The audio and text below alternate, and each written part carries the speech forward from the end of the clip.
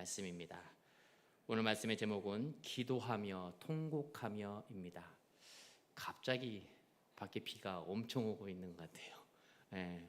빗소리가 여기서도 아주 크게 들립니다. 오늘 비 그칠 때까지 예배 드리는 겁니다. 네.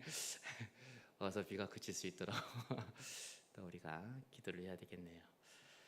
네, 오늘부터 이제 사무엘서의 말씀을 강해식으로 한번 묵상하려고 하면서 매주 이제 수요일 저녁마다, 수요일 밤마다 이제 사무엘상, 사무엘하 말씀을 이렇게 살펴볼 건데요. 강해 설교하면 저희들에게 이제 다가오는 느낌은 딱딱하다, 원어 위주로 이렇게 설명을 하고 또 그 시대의 역사적인 사실을 바탕으로 역사 얘기를 하다 보니까 좀 지루하고 딱딱하게 들릴 수가 있습니다. 그런데 강의 설교이지만은 주제 설교와 그 다음에 인물 설교를 이렇게 약간씩 가미하면 병행하면서 좀 지루하지 않도록 원어를 막 히브리어를 얘기하고 그런 것보다는 그냥 의미만 이렇게 말씀드리고 좀 부드럽게 이렇게 살펴보려고 합니다. 먼저 사무엘서가 어떤 책인지 우리가 이제 살펴볼 필요가 있죠. 그래서 오늘은 사무엘서의 개관에 중점을 두면서 이스라엘을 향하신 하나님의 계획하심을 한나라는 그 여인의 개인 신앙을 통해서 하나님의 섭리하심을 나타내 보이는 것을 살펴보려고 합니다. 사무엘상하는 열왕기 상하와 마찬가지로 한 권으로 된 책이에요. 두 권이지만은 이렇게 한 권으로 되어 있습니다. 그래서 상과 하 말씀이 계속 이어지죠. 사무엘서의 큰 내용은 이스라엘의 신정 정치 체제이지 않습니까? 지금까지 하나님께서는 바로 말씀하시고 바로 우리에게 순종하기를 원하시고 우리가 불순종하면 하나님께서 바로 진노하시고 이러한 신정 정치 체제의 시대에서 이제 왕정 정치 국가의 체제로 세워지는 그 과정, 변천사를 말씀하고 있는 것이에요. 그 과정에 여러 사람이 등장하는데 특별히 사무엘이 등장하고 사울이 등장하고 다윗이 등장하는 것이죠. 사무엘상이 1장부터 31장까지 있지 않습니까? 이 1장부터 31장까지 우리가 이제 사무엘, 다윗, 사울 이렇게 이제 중간중간에 그 인물에 따라서 세 단락으로 구분할 수가 있습니다. 먼저 처음 1장부터 10장까지는 사무엘에 관련된 말씀이에요. 이스라엘의 마지막 사사이자 또 제사장인 우리 사무엘의 등장과 함께 사무엘이 어떠한 일을 했는지 그의 사역에 대해서 1장부터 10장까지가 자세하게 기록이 되어 있습니다. 그리고 중반부는 11장부터 19장 17절까지입니다. 여기는 주로 이제 사울 왕에 대한 말씀이 집중적으로 담겨 있습니다. 이스라엘의 초대 왕이 사울이지 않습니까? 그러나 하나님께서는 이스라엘의 초대 왕이었던 사울 왕도 다윗처럼 똑같이 기름 부어서 세운 왕이거든요. 그런데 하나님께서 사울을 버리십니다. 그 이유가 사무엘상 15장에 보면은 하나님께서 인간을 향해 후회하셨다 이렇게 말씀하고 있거든요. 후회하셨다. 하나님의 감정적 절망을 나타내는 의미라기보다는 피조물의 불순종을 향해서 나타나는 하나님의 아픈 마음이죠. 하나님의 뜻하심에서 벗어난 사울처럼 그 불순종의 시대가 무너지게 되는 것을 집중적으로 다루고 있는 말씀이 이제 중반부에 해당하는 말씀입니다. 여러분, 하나님께서 천지를 창조하신 순서를 기억하시죠? 첫째 날 빛이 있으라 하매 빛이 딱 있지 않습니까? 그때 하나님께서 첫째 날 창조하시고 하신 말씀 보기 좋았더라. 둘째 날도 셋째 날도 넷째, 다섯째, 여섯째 날 마지막 사람을 만드시고 사람을 하나님의 형상대로 지으시고 난 후에도 좋았더라. 이렇게 말씀하시고 난 다음에 마지막으로 첫 번째 날부터 마지막 여섯째 날까지 모든 과정을 다 말씀하시고 좀 다른 표현으로 말씀하시는 좋았더라를 말씀하시는데요. 그때는 심히 좋았더라 이렇게 말씀하세요. 모든 창조물을 이제 다 마치시고 창조의 과정을 다 마치시고 하나님께서 보시고 심히 좋았더라. 지금까지 좋았더라라는 표현보다는 좀 더 강한 그런 하나님의 창조의 역사가 담겨 있는 것이죠. 그렇게 피조물을 향해 흡족해 하시고 심히 좋았더라 말씀하신 하나님께서 인간을 향해 피조물을 향해 처음 후회하셨다라는 말씀이 바로 사울 왕에게 적용됐던 것입니다. 왜 하나님께서는 사람도 지으시고 피조 세계를 다 만드신 다음에 좋았더라 이렇게 말씀하시면서 사울 왕을 향해서 왜 후회를 하셨을까요? 무엇 때문에? 사울 왕의 불순종 때문이죠. 불순종 때문에. 여러분, 불순종의 죄는 선민의 특권을 무너뜨립니다. 아무리 선택받은 민족이고 택함받은 구원받은 백성이라 할지라도 불순종으로 일관하고 하나님의 뜻에 말씀에 순종하지 않으면 하나님께서 이렇게 후회하는 인생이 되는 거예요. 그렇기 때문에 하나님께서는 인본주의적인 왕 사울을 대신해서 그 다음 이스라엘의 두 번째 왕 누구를 세우시죠? 다윗을 세우십니다. 다윗을 준비하면서 사울 왕과의 결별을 말씀하는 내용이 이게 19장 17절까지 이렇게 중반부에 해당하고요. 그 다음 마지막 19장 18절에서 31장까지 이제 하나님께서 준비하신 새로운 왕 다윗의 다양한 시련과 사울 왕가의 몰락을 선포하시면서 사울은 역사 속으로 이제 사라지게 되는 걸 볼 수 있습니다.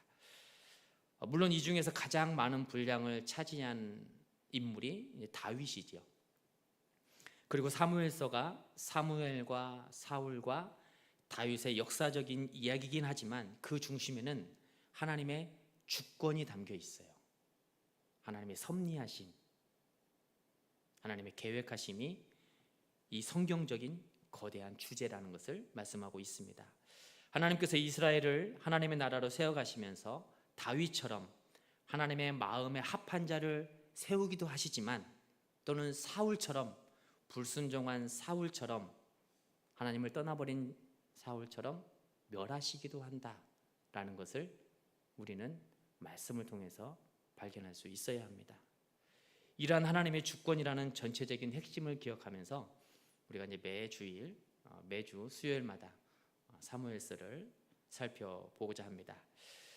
네, 이스라엘의 해방과 구속을 기다리는 것은 한편의 역사적인 대하 드라마와 같은 아주 커다란 의미가 있습니다. 그러나 그 드라마는 화려한 궁궐 또는 고상한 찬양으로 시작하는 것이 아니라 엘가나의 한 집안 이야기로 믿음의 가정의 이야기로 시작하고 있음을 알 수가 있습니다. 오늘 본문 말씀 1절을 우리가 한번 같이 말씀을 보면서 함께 읽도록 하겠습니다. 시작. 에브라임 산지 라마다임 소빔에 에브라임 사람 엘가나라 하는 사람이 있었으니 그는 여호람의 아들이요 엘리후의 손자요 도후의 증손이요 숲의 현손이더라. 아멘. 말씀해 보니까 엘가나를 에브라임 사람이라 이렇게 말씀하고 있어요. 여기에서 에브라임 사람이라는 것은 에브라임 지파를 뜻하진 않습니다. 엘가나도 이후에 사무엘도 모두가 다 레위 지파의 사람이지 않습니까? 그래서 에브라임에 거주하는 레위 지파 사람 우리가 이렇게 이해하면 좋을 것 같아요. 그래서 제사장이 될 수 있는 이유도 레위 지파니까 되는 거예요. 성경에서는 레위 지파 외에는 제사장이 될 수 없다고 말씀하고 있지 않습니까? 12지파 가운데. 그래서 레위 지파였기 때문에. 근데 오늘 말씀에는 이 부분이 이제 생략이 되어 있어서 우리가 그러면은 엘가나가 에브라임 사람이면은 사무엘도 에브라임 사람이겠네 이렇게 생각할 수 있다라는 것이죠. 그러나 사무엘도 레위 지파 사람이라는 것을 우리가 기억하면 좋을 것 같습니다. 이처럼 엘가나는 가문과 혈통이 아주 확실한 사람이에요. 뼈대 있는 근본 있는 집안의 사람이었다라는 것이죠. 또한 그가 아끼고 사랑하는 아내가 있었는데 누구죠? 한나라는 여인 아내가 있습니다. 어느 정도로 우리 남성분들, 우리 장로님 계시지만은 우리 김생희 장로님도 계시고요. 엘가나처럼 우리가 아내들을 사랑했으면 좋을 것 같아요. 저도 마찬가지고요. 어느 정도로 아내를 사랑했냐면 한번 4절과 5절 말씀을 한번 읽어볼게요. 우리가 같이 한나를 사랑한 엘가나의 모습을 한번 같이 4절 5절을 읽도록 하겠습니다. 시작. 엘가나가 제사를 드리는 날에는 제물의 분깃을 그의 아내 분인나와 그의 모든 자녀에게 주고 한나에게는 갑절을 주니 이는 그를 사랑함이라. 아멘. 한나를 사랑하는 남편의 마음 잘 담겨 있죠. 여기서 말씀하는 제사를 드리는 날, 이 날은 이스라엘의 이제 절기를 의미해요. 3대 절기, 6월절, 7.7절, 그리고 장막절. 6월절은 6월 넘어간다, 재앙이 넘어간다, 진노가 심판이 넘어간다, 그런 의미에 있어서 6월절을 지키지 않습니까? 또 7.7절은 맥추절이라고도 해서 처음 거두어들인 열매 감사하면서 하나님 앞에 드리기도 하고요. 또 장막절, 우리가 초막절이라고 하는데 출애굽해서 가나안으로 가는 광야의 여정길에서는 장막을 치고 거두고, 그렇죠? 그러면서 하나님께 예배하고 또 좀 옮겨가다가 장막을 치고 또 갈 때에는 다시 거두고, 이런 장막 생활을 했다라는 거예요. 그래서 그 장막을 치고 생활했던 것을 기념하고 감사하면서 하나님 앞에 드린 절기입니다. 이 세 개의 절기 가운데에 하나가 오늘 이들이 예배하러 올라간 때라는 것을 말씀하고 있는 것이죠. 그런데 이러한 이스라엘의 절기보다 더 영적으로 깊은 뜻이 담겨 있는데 바로 한나가 서원하던 날, 기도하던 날이었다라는 것이에요. 11절에 어떻게 서원하고 있습니까? 11절에 보니까 서원하여 이르되 만군의 여호와여, 만일 주의 여종의 고통을 돌보시고 나를 기억하사 주의 여종을 잊지 아니하시고 주의 여종에게 아들을 주시면 내가 그의 평생에 그를 여호와께 드리고 삭도를 그의 머리에 대지 아니하겠나이다. 아멘. 나시린으로서 하나님 앞에 드리겠습니다라고 서원 기도를 하고 있는 거예요. 나시린의 특징 우리가 지난 주일에도 한번 살펴봤는데요. 잘 알고 있지 않습니까? 포도주를 마시면 안 돼요. 독주를 마시면 안 됩니다. 머리카락을 또 자르면 안 되고 죽은 시체를 만져서도 안 돼요. 구별해서 하나님 앞에 드린다는 의미가 있는 거거든요. 저에게 자녀를 주면, 아들이 됐든 딸이 됐든 누가 됐든 자녀를 주면 하나님 앞에 이처럼 키우겠습니다 라고 간절하게 기도하고 있는 것이에요. 기도의 사람, 예배자임을 우리 너무도 이렇게 잘 알고 있습니다. 하나님께서 기뻐하시는 신앙과 믿음의 사람이죠. 이처럼 하나님께서 흡족해 하시고 기뻐하시는데 남편 엘가나가 어찌 사랑하지 않을 수 있겠습니까? 참 많이 사랑했습니다. 한나를 사랑하는 엘가나의 사랑의 표현 방식,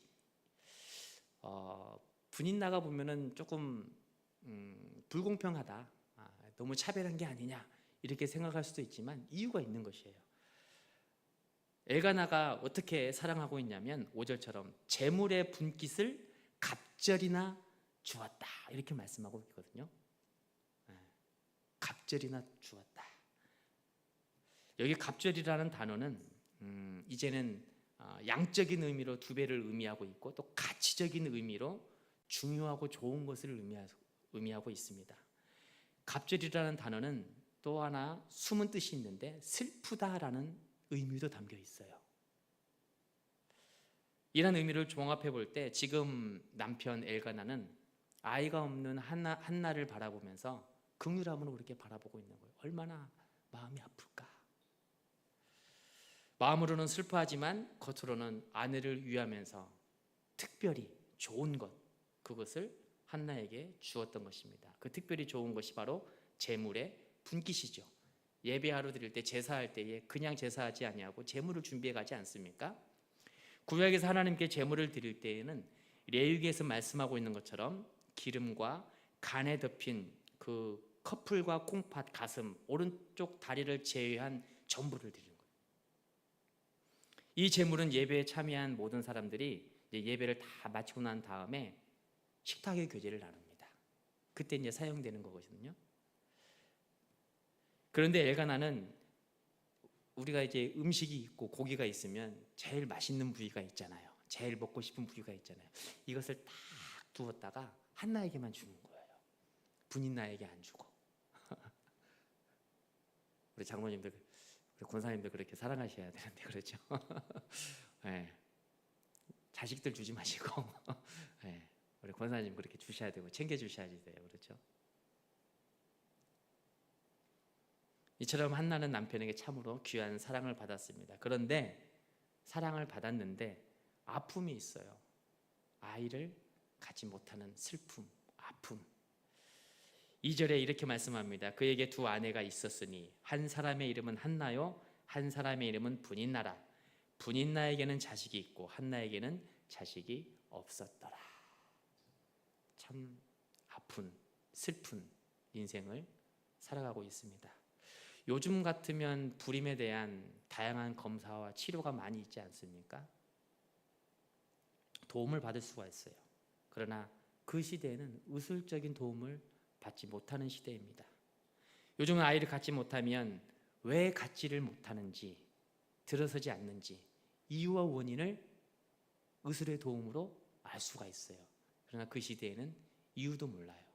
원인도 모르고 그냥 나는 아이가 없는 그런 불행한 사람으로 그냥 이렇게 살아가는 거예요.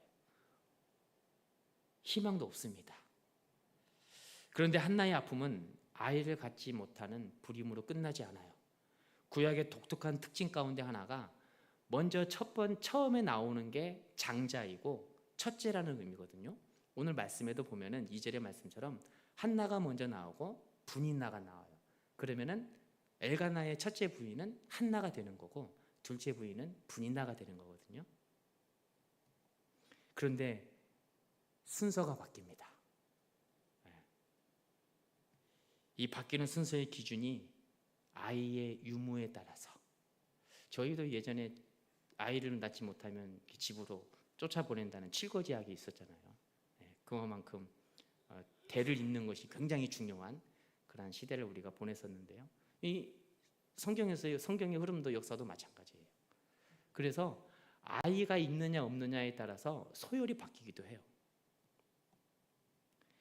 우리는 이러한 불임과 임신에서 오는 히브리식 사고 패턴을 기억할 필요가 있는 것입니다. 히브리인들은 모두가 다 아는 사실이에요. 어린 아이들도 아는 사실.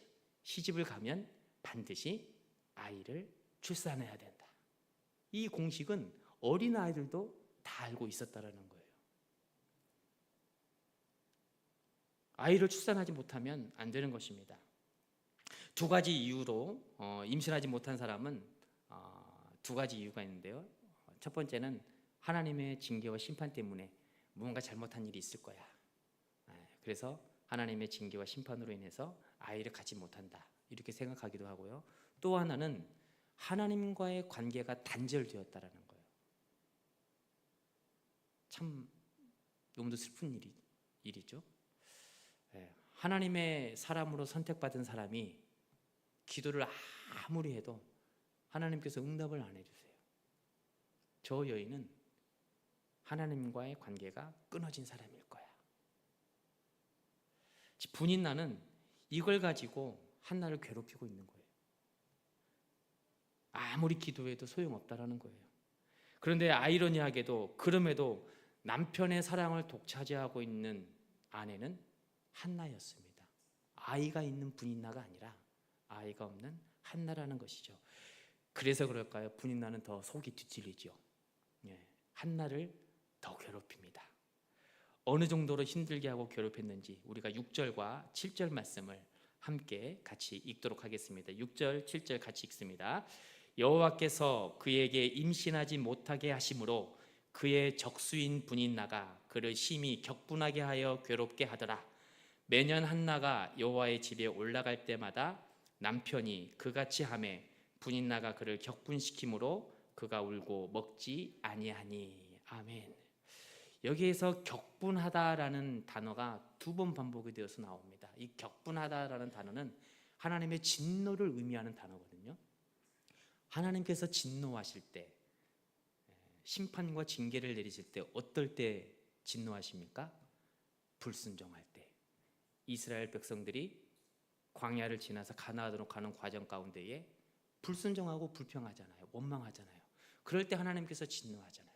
너희들이 입에서 나오는 말대로 내가 응하리라.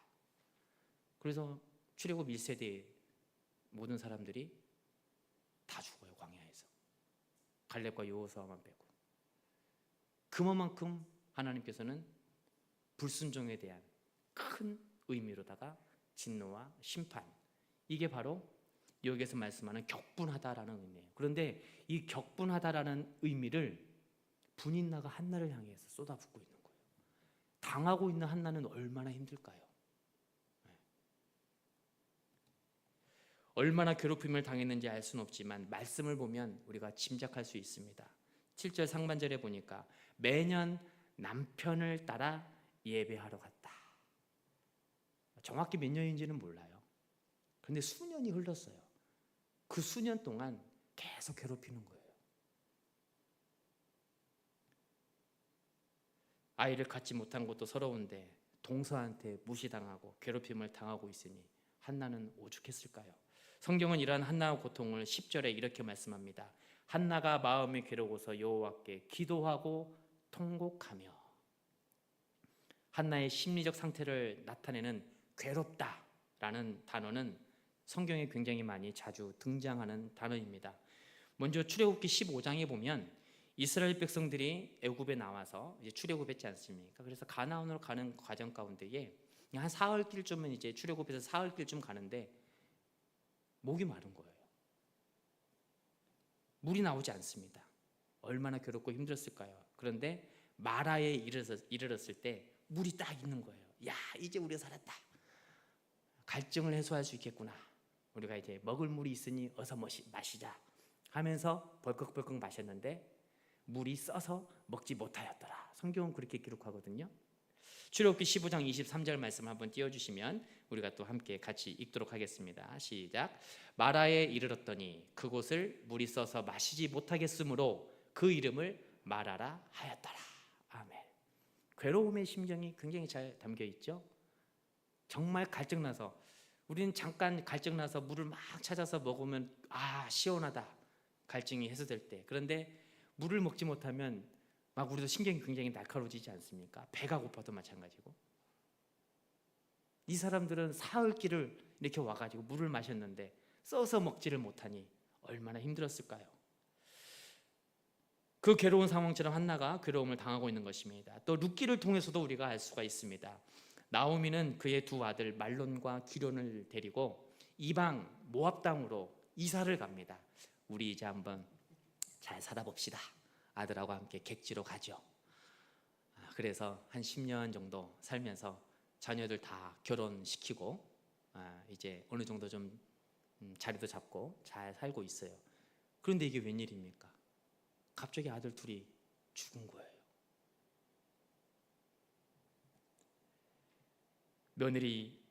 두 며느리들, 과부인 두 며느리들과 함께 원래 살았던 베들레헴으로 돌아올 수밖에 없는 처지입니다. 그리고 과부가 된 며느리들에게 얘들아, 이제 너희들 살 길을 찾아서 가거라. 나 따라올 필요 없다. 너희들의 인생 이제 너희들이 책임지고 살도록 해라. 그렇게 하니까 첫째 오르반은 그냥 네 하면서 모압으로 다시 돌아가요. 원래 살던 곳으로. 근데 룻은 어떻습니까? 돌아가지 않아요. 아주 멋진 고백을 룻기 1장 16절을 통해서 우리가 또 스크린을 통해서 한번 같이 읽도록 할게요. 아주 멋진 고백을 우리가 다 아는 고백이죠. 함께 같이 읽겠습니다. 시작. 룻이 이르되 내게 어머니를 떠나며 어머니를 따르지 말고 돌아가라 강권하지 마옵소서.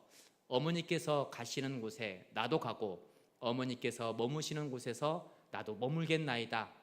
어머니의 백성이 나의 백성이 되고 어머니의 하나님이 나의 하나님이 되시리니. 아멘. 어머니에게 이 얼마나 큰 힘이 됐을까요? 그래서 이 며느리와 함께 룻과 함께 베들레헴으로 돌아와요. 그런데 베들레헴에 있는 고향 사람들이 수군수군 대기 시작합니다. 어찌된 일이요? 첫째 아들과 둘째 아들은 어디 가고 며느리도 하나도 둘도 아니고 하나만 데리고 도대체 무슨 일이요? 이렇게 이제 묻는 거죠. 그럴 때 나오미가 이렇게 고백합니다. 룻기 1장 20절 말씀 또 한번 띄워주시죠.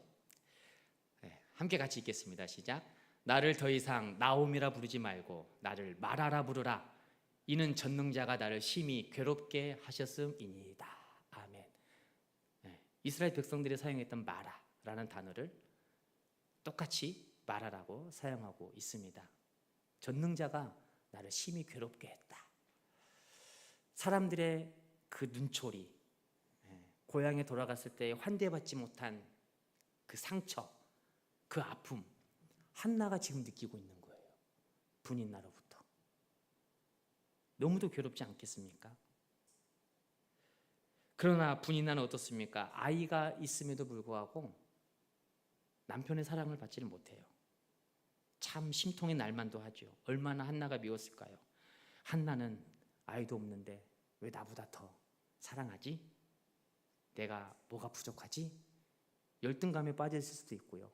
자존감이 무너질 대로 무너진 그런 삶을 살아갈 수도 있었을 것입니다. 그래서 분인날은 한나를 괴롭히면서 그 분냄을 해소하기 시작한 거예요. 스트레스의 대상을 한나로 삼은 거죠.